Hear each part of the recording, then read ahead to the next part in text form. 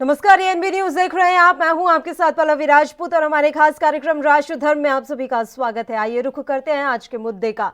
असम के चुनावी रण में सोमवार को कांग्रेस महासचिव प्रियंका गांधी वाड्रा की एंट्री हो गई है। प्रियंका गांधी 2 दिन के असम दौरे पर पहुंची हैं। यहां सबसे पहले सोमवार को उन्होंने गुवाहाटी में मां कामाख्या देवी मंदिर में दर्शन किए।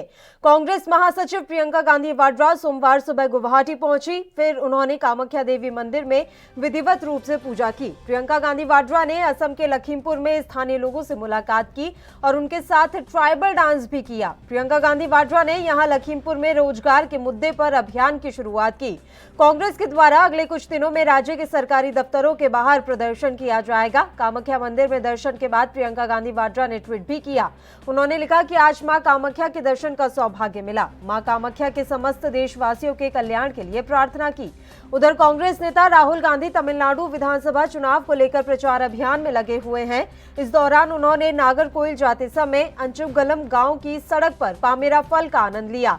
राहुल गांधी को देखकर आसपास के लोग भी वहां जमा हो गए। खैर, दोनों कांग्रेसी नेता इस समय जिस तरह से धुआंधार प्रचार में लगे हैं, उसे देखकर ये कहना गलत नहीं होगा कि कांग्रेस खुद को मजबूत करने के लिए हर संभव कदम उठा रही है। अब ये तो आने वाला वक्त ही बताएगा कि कांग्रेस नेताओं और कार्यकर्ताओं की ये मेहनत कितनी रंग लाती है।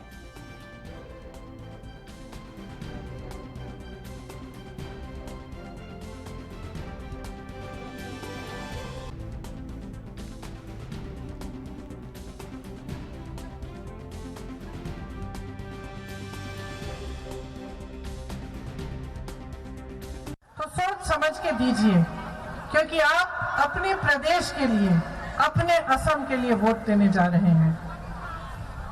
आप सब के बच्चे होंगे, मेरे भी बच्चे हैं। आपकी तरह मैं भी अपने बच्चों का भविष्य मजबूत चाहती हूँ। तो जब आप वोट देते हैं तो बहुत जरूरी है कि आप समझें कि जिस राजनीतिक दल को आप चुनने जा रहे हैं, जिन नेताओं को आप आगे बढ़ाने जा रहे हैं, क्या वो नेता, वो राजनीतिक दल आपके बच्चों के भविष्य के लिए कुछ ऐसी नीतियां बना रही हैं, कुछ ऐसे ठोस काम कर रहे हैं जिससे आपके बच्चे फूले फले और उनका भविष्य मजबूत बने। तो पिछले 5 सालों में आपने देखा है कि भाजपा सरकार में क्या किया गया। महंगाई बहुत ज्यादा बढ़ चुकी है। आज भी गैस सिलेंडर का भाव बढ़ा है, पेट्रोल डीजल के दाम बढ़े हैं। रोजगार 25 लाख का वादा दिया था, लेकिन 25 लाख क्या 1 लाख रोजगार भी नहीं मिले। आज चुनाव से पहले महिलाओं को स्कूटर बांट दिए जा रहे हैं, लेकिन 5 सालों में महिलाओं के लिए कुछ नहीं किया। आपके जो एसएचजी ग्रुप हैं, वो भी कांग्रेस की सरकार, कांग्रेस के शासनकाल में शुरू किए गए। इन ग्रुपों के जरिए आप सबने थोड़ा थोड़ा अपना पैसा जमा किया और कमाया, और आज भाजपा सरकार की ये स्थिति है कि वे बड़े बड़े उद्योगपतियों के 50 हजार करोड़ तक कर्ज माफ कर सकते हैं, लेकिन आपके कर्ज माफ नहीं करते, आपके लिए कुछ काम नहीं करते। चाय के बागान में भी मजदूरों की यही हालत है कि बहुत कम वेतन बढ़ाया गया है 5 सालों में। और आपने सुना होगा कि कांग्रेस ने ऐलान किया है कि जब हमारी सरकार आएगी तो 300। और इस मसले पर चर्चा की शुरुआत कर लेते हैं। इस समय 2 मेहमान हमारे साथ लाइव जुड़ गए हैं। भारतीय जनता पार्टी से विनय गोयल जी और कांग्रेस से रत्नाकर सिंह जी, दोनों ही मेहमानों का स्वागत है एएनबी न्यूज पर। पहले रत्नाकर जी, आपका रुख कर लेते हैं। सर, प्रियंका गांधी और राहुल गांधी दोनों ही इस समय चुनाव प्रचार में लगे हुए हैं और हम देख रहे हैं अलग अलग अंदाज के साथ राहुल गांधी प्रचार कर रहे हैं। सवाल बस इतना सा है कि क्या कांग्रेस की ये मेहनत रंग लाएगी? प्रियंका गांधी और राहुल गांधी दोनों ही इस समय चुनाव प्रचार में लगे। राहुल गांधी जी राहुल गांधी जी हुए हैं, हमारी नेता प्रियंका गांधी जी प्रचार में लगे हुए हैं, तो कहीं न कहीं पार्टी के कार्यकर्ता और बाकी अन्य नेतागण हैं इससे बहुत उत्साहित हैं और हम पूरी ताकत लगाएंगे भारतीय जनता पार्टी को सत्ता से दूर रखने के लिए, क्योंकि कांग्रेस पार्टी मुद्दों की राजनीति करती है और मुद्दों पर आधारित राजनीति जो है वो कांग्रेस पार्टी की खूबी रही है। और जिस तरह से मुद्दों के आधार पे प्रियंका जी ने अभी ये भी कहा है कि हम पेट्रोल डीजल कि बढ़ती हुई कीमतों को फेज वाइज जो है उसको धरना प्रदर्शन करेंगे और इस सरकार को जगाने का काम करेंगे। तो हम मुद्दों की आधारित राजनीति कर रहे हैं और यह आज कोई भी कार्यकर्ता है या कांग्रेस पार्टी का नेता है, सब उत्साहित हैं और हम पूरी ताकत से इस लड़ाई को लड़ रहे हैं। और हमें उम्मीद है कि जनता इनके झूठ को, जो भारतीय जनता पार्टी के झूठ है, उस झूठ को समझ चुकी है और कांग्रेस के ऊपर एक बार फिर से विश्वास करेगी और हम अधिकतर राज्यों में चुन कर आएंगे। ठीक है वीणा गोयल जी, आपकी प्रतिक्रिया सर। असम में तो आपकी सरकार भी है इस समय, तो ऐसे में वहां पर पहुंची हैं प्रियंका गांधी, क्या लग रहा है आने वाले वक्त में कुछ बदलाव देखने को मिलेगा? नहीं, देखिए बहुत अच्छा लगता है कई बार देखकर कि दोनों भाई बहन मंदिर मंदिर जा रहे हैं, अच्छे अच्छे डांस की प्रैक्टिस कर रहे हैं और लगता है कि बिल्कुल जो कांग्रेस पार्टी है भाई बहन की पार्टी है। दूसरा कोई नेता कहीं दिखाई नहीं दे रहा है। दूसरे नेता G23 का सम्मेलन करते हैं और भाई बहन पूरी मेहनत कर रहे हैं। मुझे लगता है कि सारा देश इन सारी चीजों को देख भी रहा है और समझ भी रहा है। मुझे लगता है कि जो कांग्रेस बिल्कुल एक परिवार की एक पार्टी होकर रह गई है, जो एक हमारे देश की सबसे पुरानी राजनीतिक पार्टी है। आज उसकी ये स्थिति हो गई है कि बहन और भाई को दर दर भटकना पड़ रहा है और गली चुनाव प्रचार भटकना कैसे हो गया वीणा गोयल जी? आप प्रचार कर रहे हैं तो वो भटकना नहीं, अगर वो प्रचार कर रहे हैं तो दर भटकना हो गया, ये कैसी बात हुई? नहीं, मैं इसलिए भटकने की बात कह रहा हूँ कि क्या आज से पहले कभी आपने इन भाई बहनों को इस प्रकार मंदिर मंदिर जाते देखा? क्या इस प्रकार से राहुल गांधी जी को समुद्र में मछलियां पकड़ते देखा? क्या प्रियंका जी को जिस प्रकार से वो गाड़ी का शीशा साफ करते हुए दिखाई देती हैं, क्या तब ये सारे काम करते हुए कभी गांधी परिवार के लोगों को आपने देखा?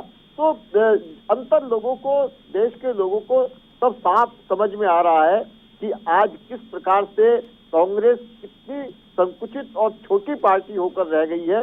केवल एक परिवार में भी केवल भाई बहन की पार्टी बनकर रह गई है। और मुझे लगता है कि कांग्रेस का पूरे देश में कहीं कोई स्कोप बचा नहीं है। ये अपने अस्तित्व की लड़ाई लड़ रहे हैं और इसमें आगे आने वाले चुनाव में भी इन्हें कोई सफलता मिलने वाली नहीं है। ठीक है रत्नाकर जी, आपका जवाब। वो कह रहे हैं भाई बहन लगे हुए हैं प्रचार में और अन्य जो नेता हैं वो G23 सम्मेलन कर रहे हैं। देखिए, अकेले भाई बहन इनकी पूरी जो है इनके पार्टी के नेताओं को धूल चटाने में सक्षम है। आज ये घबराए हुए हैं, आज ये इनको समझ में नहीं आ रहा है कि चीजों को किस तरह से डिफेंड कर सके। आप राहुल गांधी जी जो है उनकी राजनीति करने का एक तरीका देखिए, वो जनता से डायरेक्ट कनेक्टेड है। या प्रियंका जी भी उनकी राजनीति का एक तरीका देखिए, वो जनता से डायरेक्ट जुड़े हुए लोग हैं, जनता के बीच में जाते हैं, उनको उनके मुद्दों पे बात करते हैं, उनकी आत्मीयता वहां पे दिखती है। हमारे प्रधानमंत्री जी, इनकी पार्टी के नेता माननीय नरेंद्र मोदी जी क्या करते हैं, वो वन वे कम्युनिकेशन करते हैं, मन की बात करते हैं, मन की बात सुनते नहीं है, वो मन की बात करते हैं। भाई कभी कभी आप रोजगार की बात भी कर लिया करिए, कभी कभी आप किसानों की बात भी कर लिया करिए। वो तो करेंगे नहीं, वो मन की बात करेंगे, वर्चुअल मीडिया में आएंगे और कुछ अपने गिने चुने अपनी विचारधारा के लोगों को सामने बिठा के पूछेंगे कि आप खुश हैं, आपको क्या लग रहा है, तो सब हाँ में हाँ मिलाएंगे, सब वाह वाह करेंगे। तो इनके लिए यही वर्चुअल जो मीटिंग होती है, इनके लिए अभी आपने देखा होगा कि किस तरह से प्रधानमंत्री जी टीकाकरण को प्रचार तंत्र में तब्दील कर दिया।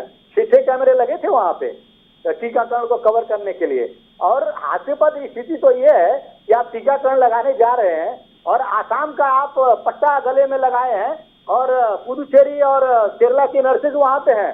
जहां जहां पे इलेक्शन है वहां पे तो आप चलते फिरते प्रचार तंत्र बन गए हैं।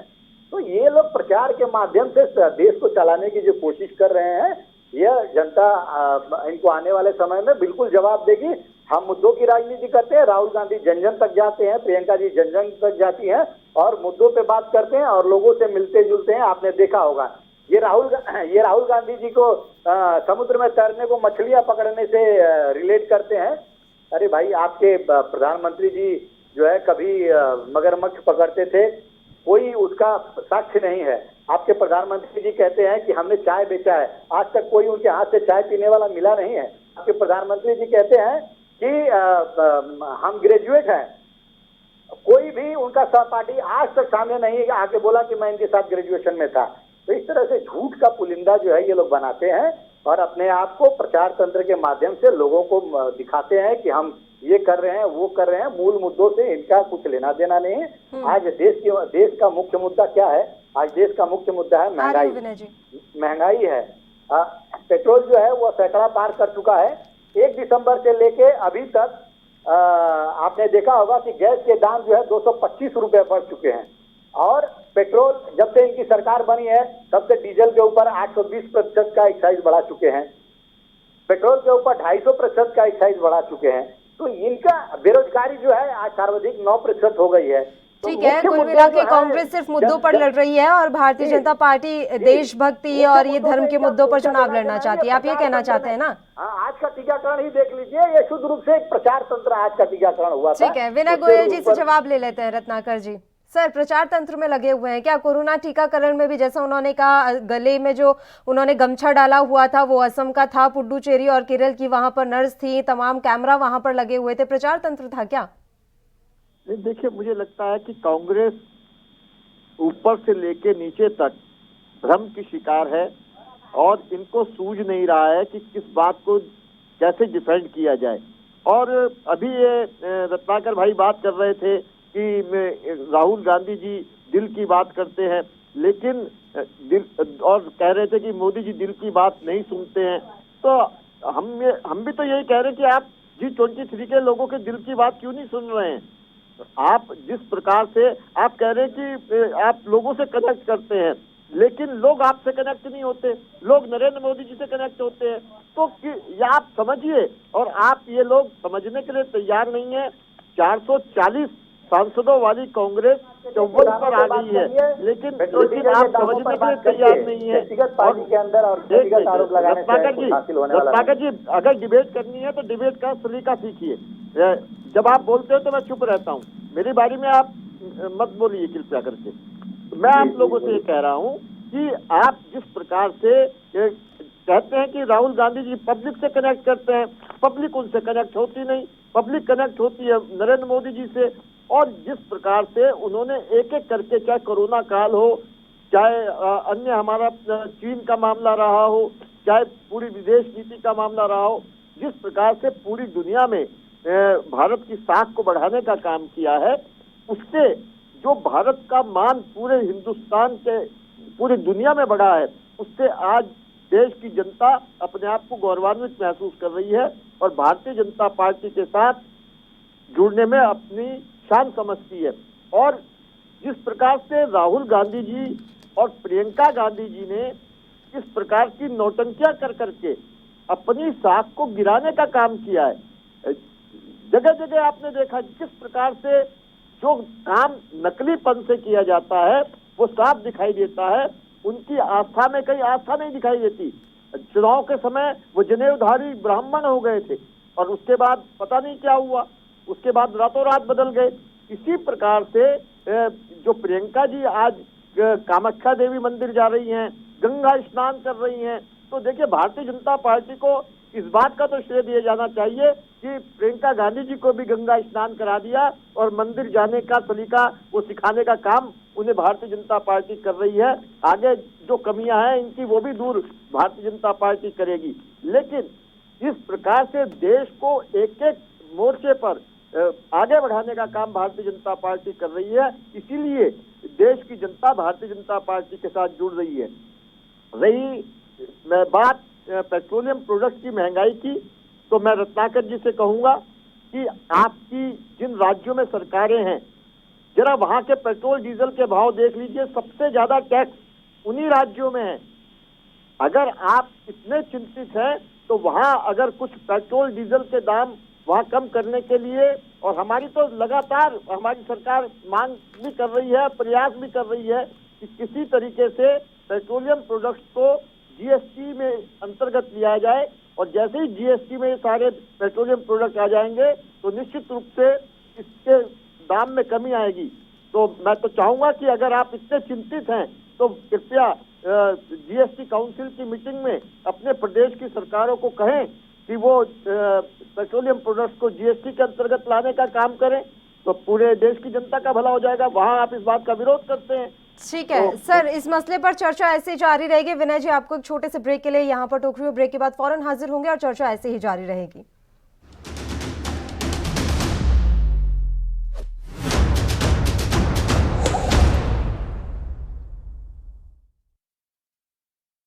क्या आप दुबले पतले कमजोर हैं? आपकी सेहत नहीं बनती, भूख कम लगती है, वजन नहीं बढ़ता। दरअसल मेन बात खाना पीना खाना नहीं है, मेन बात है खाया पिया लगना। और अगर खाया पिया लगेगा ही नहीं तो सेहत बनेगी कैसे? इसलिए हमारी संस्था सन्यासी आयुर्वेदा ने एक ऐसी दवा बनाई है जो कि आपके पाचन तंत्र को, आपके लीवर सिस्टम को ठीक करने का काम करती है, ताकि आप जो भी खाएं उसका पूरे का पूरा निचोड़ आपके शरीर को लगे, आपकी भूख बढ़े, खाया पिया सही से लगे, नया खून बने, हड्डियों में जान आए, वजन बढ़े, ताकत बढ़े, चेहरे पर नूर आए और आप मोटे तगड़े खूबसूरत पर्सनैलिटी के मालिक बन जाएं। यह दवा पूरी तरह से आयुर्वेदिक होती है। इसका शरीर पर कोई भी साइड इफेक्ट, कोई भी नुकसान या दुष्प्रभाव नहीं होता। लड़के लड़कियां दोनों इसका इस्तेमाल कर सकते हैं और पहले 15 दिन के अंदर ही आपको इसका असर महसूस हो जाएगा। सिर्फ 650 रुपए की पूरे 1 महीने की दवा होती है और आप इसे घर बैठे 01145454545 पर फोन करके दवा मंगवा सकते हैं।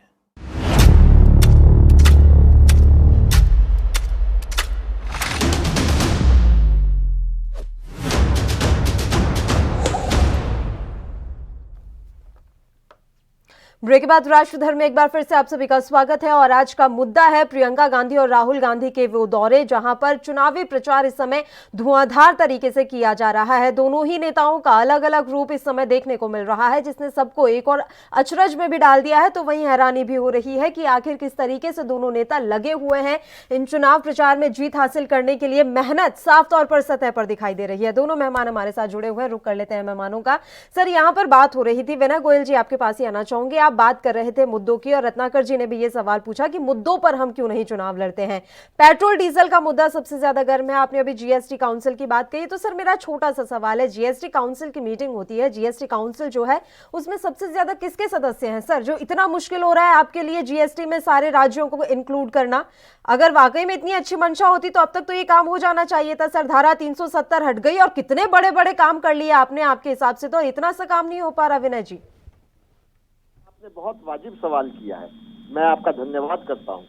देखिए, जीएसटी काउंसिल में आज तक जितने भी निर्णय हुए हैं वो सब निर्णय सर्वसम्मति से हुए हैं और जब तक किसी भी निर्णय पर जीएसटी काउंसिल में सर्वसम्मति नहीं होती तो वो निर्णय लागू नहीं किए जाते, वो निर्णय इम्प्लीमेंट नहीं होते।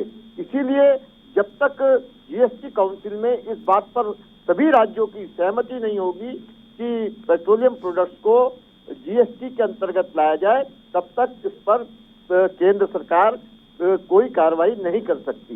इसीलिए मैं रत्नाकर जी से अनुरोध कर रहा हूं कि कृपया, वो बहुत चिंतित हैं, तो कृपया अपने राहुल गांधी जी से बात करें, प्रियंका जी से बात करें, ताकि ये जीएसटी काउंसिल में इस विषय को लाएं और पेट्रोलियम प्रोडक्ट्स को जीएसटी के अंतर्गत लाएं, ताकि देश की जनता को कुछ इसमें राहत मिल सके।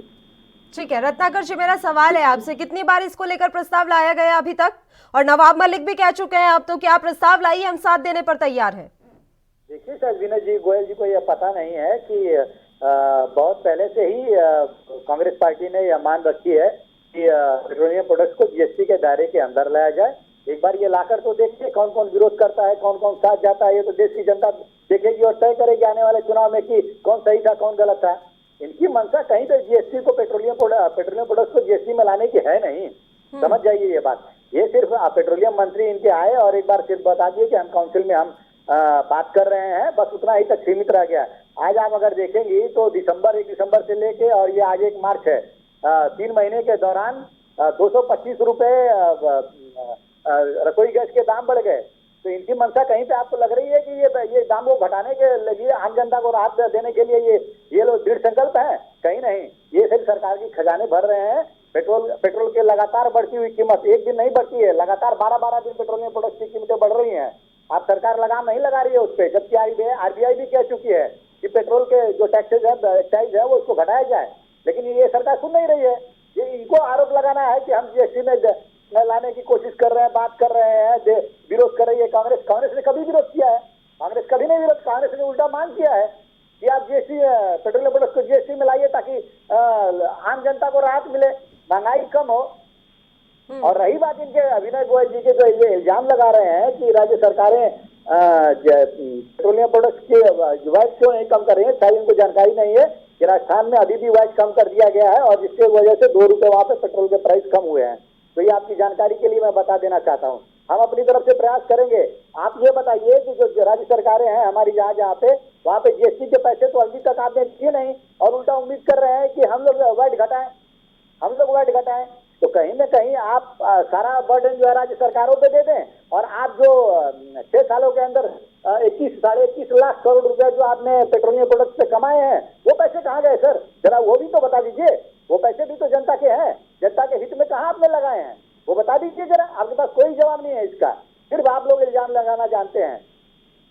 बताइए विनय गोयल जी। देखिए, रत्नाकर जी को मुझे लगता है कि शायद उनकी याददाश्त मुझे लगता है कमजोर हो गई। हिंदुस्तान के इतिहास में आज जो 2020-21 का साल गया है, तो पहली बार ऐसा हुआ है कि देश की 135 करोड़ आबादी में से 80 करोड़ की आबादी को 6 महीने से अधिक का राशन मुफ्त दिया गया है। 6 महीने तक उनको गैस सिलेंडर मुफ्त दिए गए हैं। कोरोना का पूरे देश भर में इलाज मुफ्त किया गया है।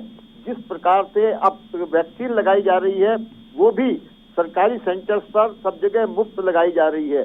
और अभी जो हमारी वित्त मंत्री निर्मला सीतारमण जी ने पिछले दिनों देश का केंद्रीय बजट पेश किया, इतने सारी विषम परिस्थितियों के बावजूद भी देश की जनता पर एक नए पैसे का भी कोई नया कर नहीं लगाया। तो और अगर मैं जानता हूं, अगर कांग्रेस की सरकार होती और ऐसी परिस्थिति होती तो लोगों की क्या स्थिति होती, जब भली भांति हम अनुमान लगा सकते हैं। और ऊपर से दुनिया भर के टैक्स की मार उनके ऊपर जरूर पड़ती। आज केवल ये इसको पेट्रोलियम प्रोडक्ट की जो महंगाई है, जो कि अंतर्राष्ट्रीय मानकों के आधार पर चलती है, जहां की ऑयल प्रोड्यूसिंग कंट्रीज वो तेल की कीमतें तय करते हैं अंतर्राष्ट्रीय स्तर पर, और उसको घटाने बढ़ाने के लिए वो अपने प्रोडक्शन भी घटाते बढ़ाते रहते हैं। उनके प्रोडक्शन घटा देने के कारण से अंतर्राष्ट्रीय स्तर पर पेट्रोलियम प्रोडक्ट्स की रेट बढ़े हैं और उसका प्रभाव हमारे देश पर भी पड़ा है। लेकिन उसके बावजूद भी हमारी सरकारें बिल्कुल प्रयास कर रही हैं और निश्चित रूप से आने वाले समय में इसमें आपको यही तो बात मैं आपको कह रही हूँ सर, घुमा फिरा कर बात तो यही हो रही है ना कि जिस तरीके से महंगाई लगातार बढ़ रही है, जनता तो त्रस्त है। आप ये तो मान ही रहे हैं ना कि देखिए सर, आपने ये तो कह दिया कि 2020-21 में पहली बार ऐसा हुआ है कि 6 महीने हमने राशन मुफ्त में दिया। पहली बार ऐसा भी तो हुआ कि लोगों की इतनी बड़ी संख्या में नौकरियां चली गई, हम जीडीपी ऐसे धड़ाम से गिरी है सर, ये सब भी तो पहली बार ही हुआ है ना। तो उस बीच अगर आपने राशन दिया, लोगों की मदद की, इसलिए आपको हमने सत्ता दी थी, इसलिए आपको सत्ता की चाबी सौंपी थी। सवाल यह है कि जब अब भी स्थितियां ऐसी हैं और उन राज्यों में चुनाव हो रहे हैं जहां जाकर कांग्रेस इन मुद्दों पर बात कर रही है, वो कह रही है कि बेरोजगारी हो रही है, वो कह रही है कि देखिए आपकी जेब पर इस तरीके से डाका डाला जा रहा है, उस समय नुकसान किसका? आपका ही तो हुआ ना नुकसान। उनका क्या नुकसान है? वो तो कह रहे हैं कि हम आपको इतनी संख्या में रोजगार देंगे, वो तो कह रहे हैं हम पेट्रोल के दाम इतना कम करके दिखाएंगे। आप कहां बात कर रहे हैं इस बारे में? आप तो ये कह के निकल जाते हैं सर कि ये तो अंतर्राष्ट्रीय बाजार पर निर्धारित होता है कि क्या कुछ हमें पैसे रखने पेट्रोल डीजल के। बोल, एक सेकंड आ रही हूँ, रत्नाकर जी कुछ कहना चाह रहे हैं। विनय जी बोलिए। रत्नाकर जी झूठ बोल रहे हैं। अंतर्राष्ट्रीय मार्केट के हिसाब से कच्चे तेल का दाम बढ़ता है, घटता है, लेकिन आज जो ये दोषारोपण कर रहे हैं कि अंतर्राष्ट्रीय मार्केट का कच्चे तेल का दाम ज्यादा है इसलिए पेट्रोल का दाम बढ़ा दिया है लोगों ने, ये बिल्कुल झूठ बोल रहे हैं। मैं आपको उदाहरण दे देता हूँ, इनकी जानकारी के लिए बता देता हूँ कि 2008 में जब कच्चे तेल की कीमत $147 पर बैरल थी, तभी भी मनमोहन सरकार में $50 पेट्रोल था। आज कितना है कच्चे तेल का दाम? आज है कच्चे तेल का दाम $62 पर बैरल है या $63 पर बैरल है, और आज पेट्रोल की दाम कितना है? ₹100 है। तो ये बिल्कुल सफेद झूठ बोल रहे हैं जनता, टीवी पे बैठ के सफेद झूठ बोल रहे हैं। दूसरी चीज रही बात, ये कह रहे हैं कि वैक्सीन लगा रहे हैं, वैक्सीन लोगों को हम लोग फ्री देने का जो एक वो किए हैं। तो भाई साहब मैं आपको ये बता दूं, आपको जो वैक्सीनेशन वाली बात कर रहे हैं, तो सीरम इंस्टीट्यूट है, सीरम इंस्टीट्यूट जो वैक्सीन जो दे रही है सरकार को, ₹158।